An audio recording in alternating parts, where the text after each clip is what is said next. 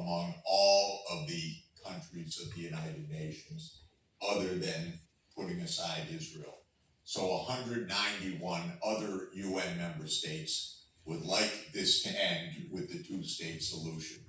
There are no other countries that I know of in the world that object to the two-state solution on principle. None. And I don't know of a single country, and I meet the ambassadors by the dozens each month, I don't know of a single country that would not subscribe to Palestine's membership in the United Nations today on the border of the 4th of June, 1967. Is that in the peace plan? No. That's why I say there's no peace plan. There is a gimmick that is America's way of continuing to evade the issue. And this brings me back to the point of regional integration.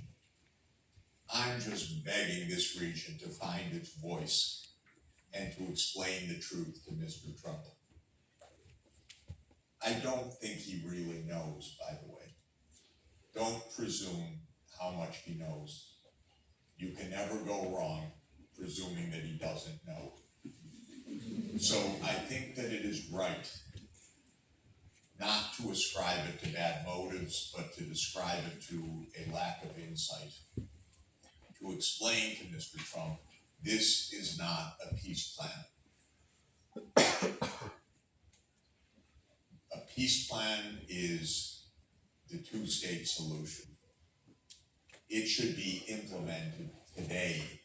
The first action should be Palestine's membership in the United Nations with clearly defined borders according to international law.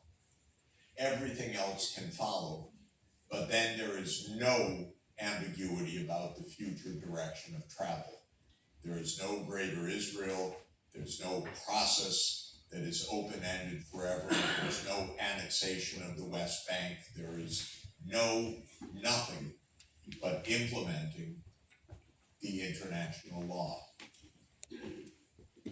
This region has not said that clearly. It's called for it, which is admirable. In fact, the Arab peace proposals have been on the table since 2002. But when the peace plan was up for discussion last month with President Trump, this was not said. What was said was something very ambiguous. Well, this is fine. We support President Trump's leadership. This is not leadership, ladies and gentlemen. This is delay, confusion, and, by the way, American complicity in genocide. You don't get credit for that in my book. Nothing to praise. You don't get Nobel Prizes for stopping your genocide. This is what we need to do. And by the way, let's, in the same process, follow the lead of Francesca Albanese, the UN Special Rapporteur for Palestine, who is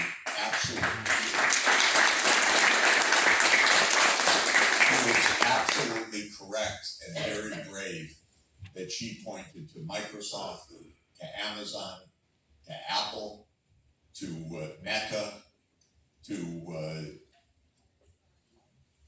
I'm not sure, I think Apple, just to make sure. I know Palantir and many others, but the point is she named names properly, because remember that Trump is a mouthpiece for Silicon Valley also.